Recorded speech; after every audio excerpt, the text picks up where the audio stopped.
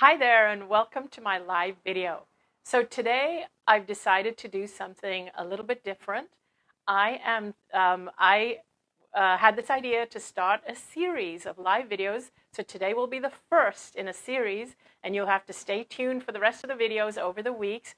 And the name of this series is View from the Other Side. So in this series, I'm actually going to talk about what it feels like to be on the other side, and how they try and communicate with us, and basically also how this world looks or is perceived from the other side. So even issues, problems, whatever, is how it's perceived from the view from the other side. How is it that our spirit, our deceased loved ones, or our guides, or the divine, how do they perceive this world from the other side? That's what I'm going to talk about in this series. So today, I would like to talk about what happens when we die.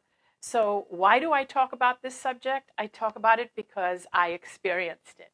I shouldn't be here today. I should have died on February the 2nd, 2006. That was the day that the doctors said that I was not going to come back. And I had basically crossed over. My organs were shut down, and I had literally died from end-stage cancer. But lo and behold, about 30 hours later, I came back. I came out. I was like in a coma, and I came out of the coma, and I knew that it was not my time to die. And a lot happened on that side. But the biggest thing that I want to say is that that experience changed me. So sometimes people say to me, okay, you were only out for 30 hours, but how is it that it's still impacting you today, like 15 years on, 15 and a half years on? It's because it's something like that. It changes the way you perceive the world. It changes the way you view life and death and illness and everything. It just changes everything so much that it changes the trajectory of your life. So I view life differently from most people, but there are a lot of people who have had near-death experiences like me, or who have had spiritual transformational experiences. So they also view life this way. But because it's not the way that life is viewed in the mainstream, I always have something to say, to add to it, to say, okay, but this is how I see life, because based on my experience, based on what I experienced at death, this is how I see life. So first of all, I want to start with what happens when we actually die. So before I died, I was in so much pain and so much fear and so much trauma. And I feared the cancer. I feared death. I feared the stuff the doctors were doing to me. I feared everything. But as soon as my spirit left my body, I felt incredible. There was no pain whatsoever. And I share this with you to assure you that if you have loved ones who have passed away, I want you to know that they felt no pain from the minute that their spirit left the body. And here's the other piece, is very often the spirit leaves the body even before the body physically dies. So even if somebody dies, like say, through something that looks really painful, like if it's a car accident or something that is something that you feel, oh my God, the impact of that must have been so bad for them. Actually, they didn't feel it at all. Their spirit had left the body before the pain started in many cases. So my spirit left my body, and when I left my body, I felt incredible. I felt light. I felt free. I felt liberated. It just felt really amazing. I noticed that my family who were around my physical body, I noticed that they were, of course, distraught. They were distraught because the doctors said this was it. I wasn't coming back. My organs had now shut down, and they were distraught. But I could see all this happening. But not only that, I could feel their emotions. But even though I could feel their emotions, I could feel it. It's like when you are without your physical body, you are pure consciousness. And it's like you can step into other people's consciousness and feel what they're feeling. So you know what they're feeling. But I wanted to communicate with them in every way I could to let them know that I was not in pain, that in fact I was free and I felt amazing. And I wanted them to know that. And because time is not linear on that side, I had no desire to go back into my physical body.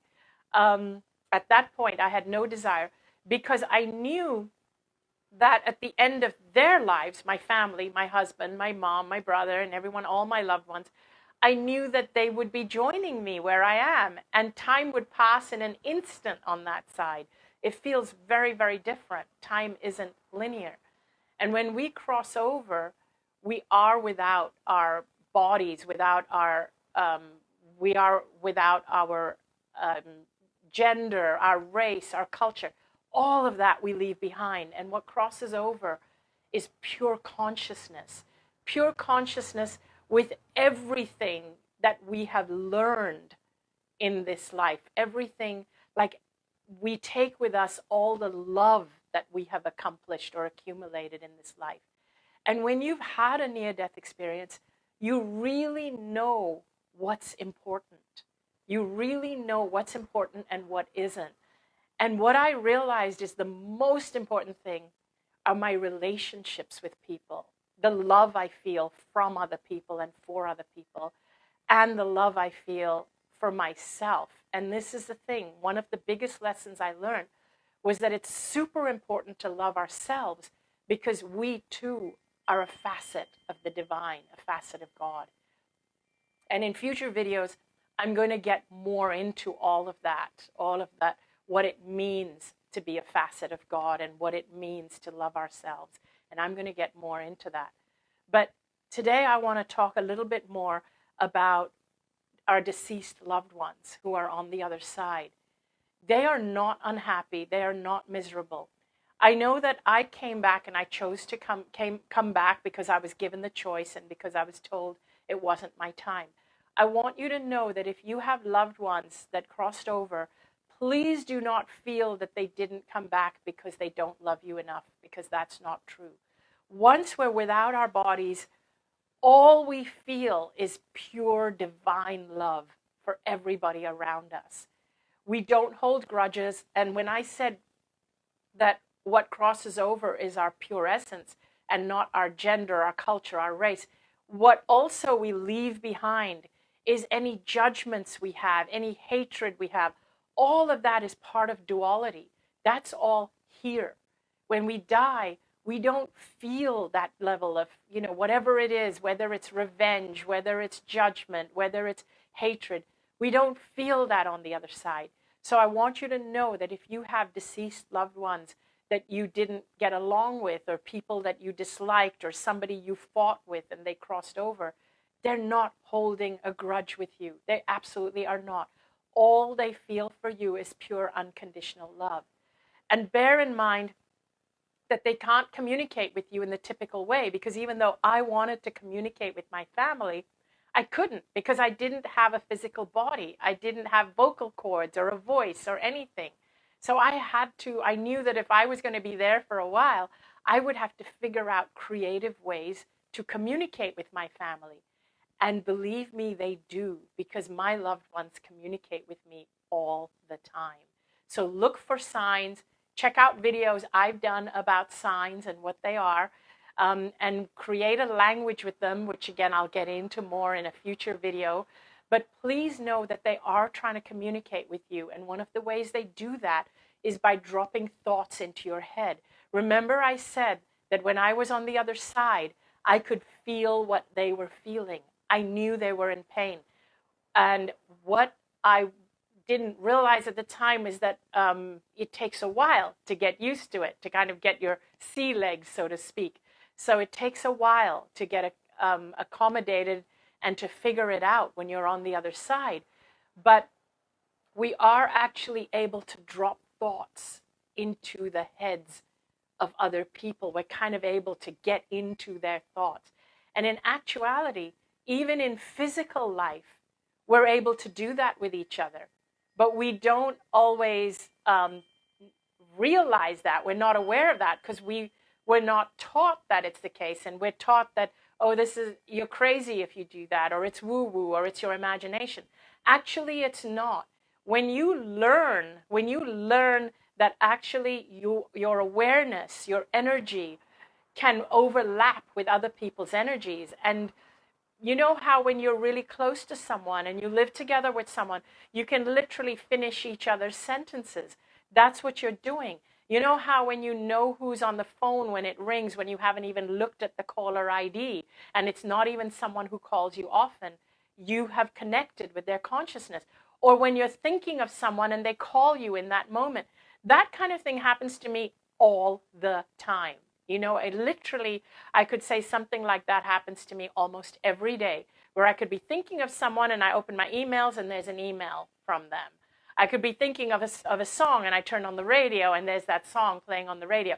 So it is like consciousness overlap. It happens even in the physical. If we learned to recognize it, and if we learn to be aware of it, and if we learn to actually make a note of it and know that it's not a coincidence, that this is me overlapping with someone else's consciousness. Once you recognize it and you take it on board that, yes, this is what's happening, it actually happens to you more and more often. So I want you to know that you can connect with your loved ones all the time. Our loved ones want us to be happy. And no matter what conditions they left under, they are going to find their way.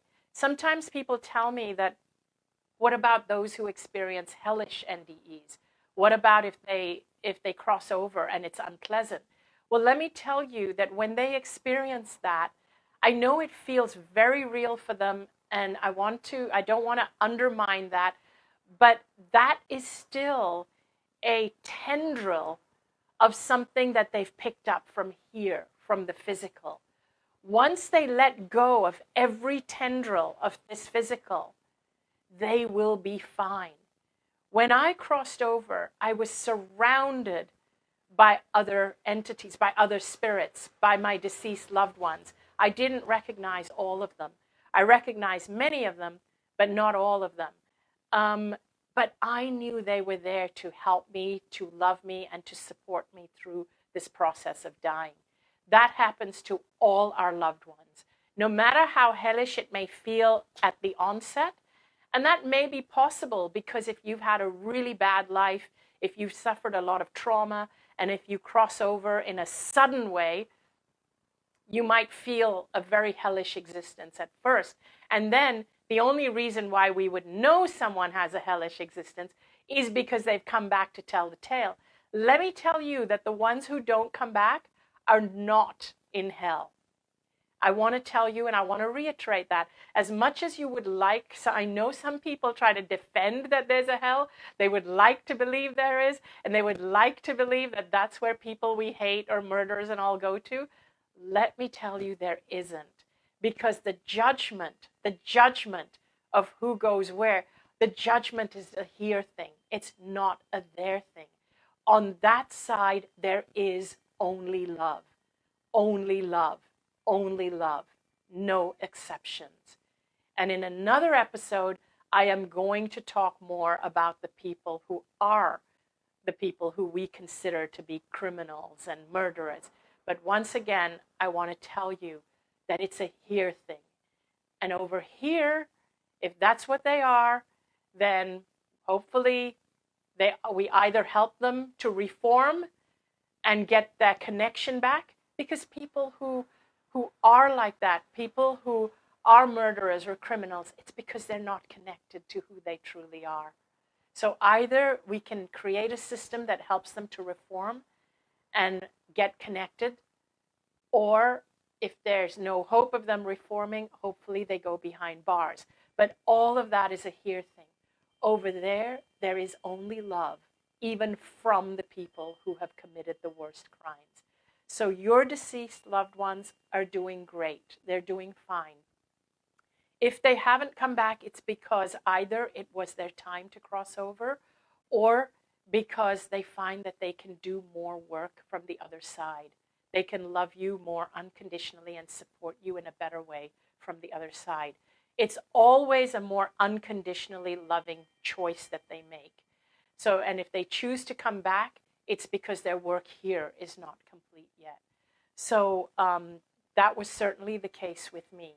My work wasn't complete, and my loved ones told me that I needed to come back. Your loved ones will help you to grieve and to get to a place of joy again. Allow them to work through you to do that. Please allow that. Open yourselves up to them. And the way you open yourself up to them is by knowing that it's real, it's true. Don't be overly closed off and say, oh, that was just a coincidence, or, oh, when we die, we die. It's, the more you open up yourself to it, the more you will see things happen that you will go, whoa, I can't explain that away. Whoa, that is incredible. If I tell people the kinds of things I experience every day, they would truly think I'm crazy. So half the time I don't express it on social media. I do it privately. I have a tribe. I have a sanctuary. I do it privately. Because when we express it really, really openly, when you attract the debunkers and people who don't believe you, you kind of feel, oh, I don't want to spend my time defending all this. I just want to get on with experiencing it. Because the lighter you are, the more joyful you are, the more and more you experience it. The more you believe it, the more you experience it. The more you're stuck in the lower density, lower vibration energy of finding that you're defending it and you're fighting off naysayers, the more dense your own energy becomes, the less that they can communicate with you. So I kind of move on when people challenge me and say, oh, can you prove it? And can you prove it scientifically? And can you blah, blah, blah? I'm like, nope, I don't need to. That's on you. So that's kind of my way of doing things. And just to share with you one example, but I've shared tons in other videos. And one example would be that in very recent times, I knew I was being guided by someone, but I didn't know who. And I would keep saying, who are you? Who are you? And it's like this voice that keeps giving me information. And the information is so accurate. And I'm going to teach you in a future episode how to use this, how to tap into it, and how to use it for your own well-being and your own healing. But anyway, I got burned out recently. I allowed myself to get stressed out. And this voice was telling me to listen to it, that this is your way out. This is your way out. So I was like, who are you? And everything it would tell me was like spot on. I would try this and it would work. And so it was just blowing me away. And then one day I was speaking to one of my team members, Mitch, who does energy healing. And she sees, okay, so Mitch, I'm going to throw you under the bus here. She doesn't like it when people knows this about her. Mitch sees people on the other side. She sees them and she can describe them. With me, I hear them. I hear them all the time talking to me. Yeah. They wake me up at 4 a.m. and sometimes I say, please stop, don't wake me up. They tell me what to talk about on Facebook, on live. They told me to talk about this view from the other side. They told me you're going to create a series on it and share it with your audience. So you can thank them, and I'll tell you in a moment who that is. And no, it's not Wayne Dyer. This is what's interesting. Wayne Dyer helps me when I'm on stage. I can feel his voice. This was not Wayne Dyer. This was a more demure voice and feminine, a female. And then I say to Mitch that, there's someone helping me out here. But anyway, I've been feeling really burned out lately. Could you just send some energy my way? So when she sends me energy, she's sending me energy and she sees a figure and she calls me and she goes, your paternal grandmother's here. And I said, what? My paternal grandmother? I was never close to her. She died when I was 6. I hardly saw her. Most of the time, we didn't even live in the same country. I remember what she looks like when I was 6, but that's it. I just have like literally a snapshot memory of her. We were never close. Why would she be here? Why would she be visiting you? And she said, she's visiting me because she says you're not recognizing her. So she came to me because I'm open and because I'm sending you energy, and she wants to make herself known to me. Mitch then went on to describe my grandmother, to describe her exactly how she looks. And that blew me away. Dark hair, tied back, very round face, short, not tall, kind of roundish, always wore a sari, never wore pants, never wore Western clothes, always in a sari. She just described her, just exactly, that was her. That was how I remembered her. I called my aunt and I said, do you have a photo of Granny? And she did, because Granny is her mom. And my aunt sent me, and I was like, oh my God, this is amazing. So then what happened is that when Mitch and I were talking, and Mitch said, your Granny is back. Now she's saying this. So anyway, one day I got a message from whoever it was on the other side, which I still hadn't yet associated that this voice I hear every day is my Granny. I had not put 2 and 2 together. So one day this voice is telling me that you should only have 2 things on your agenda, and that's it, no more. You're taking on too much, and that's why you're getting burned out. And these are the 2 things. Just focus on your sanctuary and focus on social media. That's it. So this voice is telling me just 2 things, 2 things. I'm like, okay.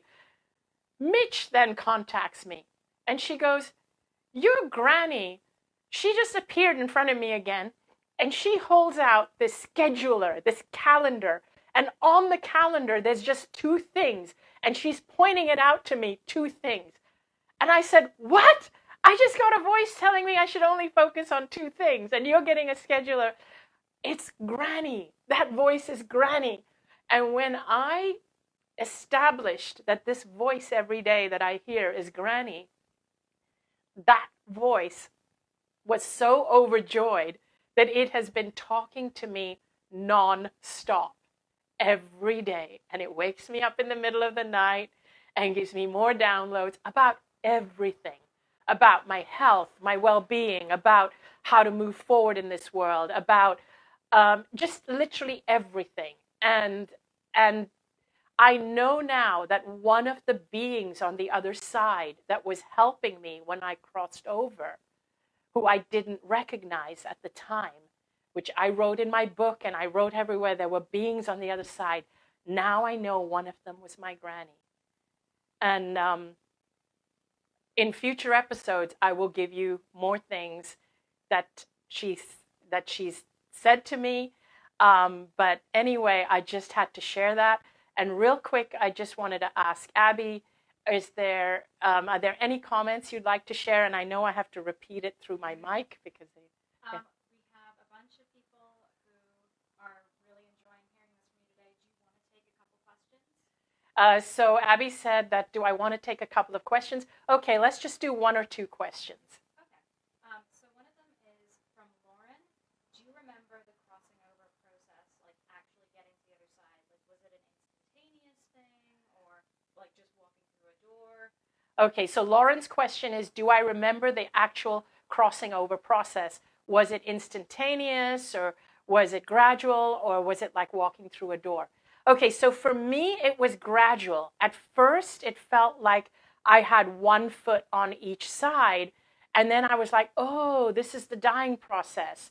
And it felt good. So it was like I invited it, and I went very welcomingly, because I was feeling so awful on this side. And so it was like a gradual fading from one existence to another. And I believe that when people like die from old age or from illness, this is how they die. But when they die in an accident, when it's like a sudden thing, it's different. And I also believe that some people say to me that, how come I didn't experience a tunnel? I believe that when it's gradual, we don't do the tunnel. But when it's in an instant, like wham, it's like then they shoot through, it's like they're shooting out of their body, and they experience that tunnel effect and then going towards the light, which is the other side. With me, I kind of gradually phased into the light. So thank you for that great question. Let's do one more. All right. So Judy asks, would you agree that a person's death is at the perfect time for the life lessons that those left behind need to learn, or do you think they're not related?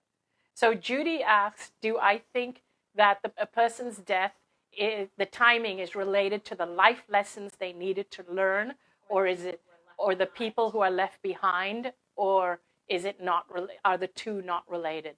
So I think it is all of it. And this is a big topic, which actually what I'm going to do, Judy, is I'm going to hold on to your question, because that question, I would unravel it over a good 5, 7, 10 minutes, because there's a lot to unpack there, because there's a lot about the timing when we leave. And people wonder, like, what about when a whole bunch of people go at the same time? What about something like what's been going on in the last year and a half, where people say X number of people have died due to COVID and things like that? So I actually want to talk about the timing of death as a whole thing in itself.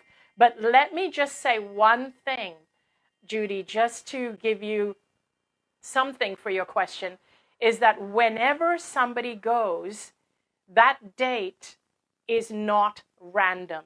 That's what I'll say. It is not random. There is some kind of agreement between them, their soul, their soul, and source. So either they have chosen during this lifetime that, oh my gosh, I can't hack it, I need to create a way out, or it's something they contracted before they came in.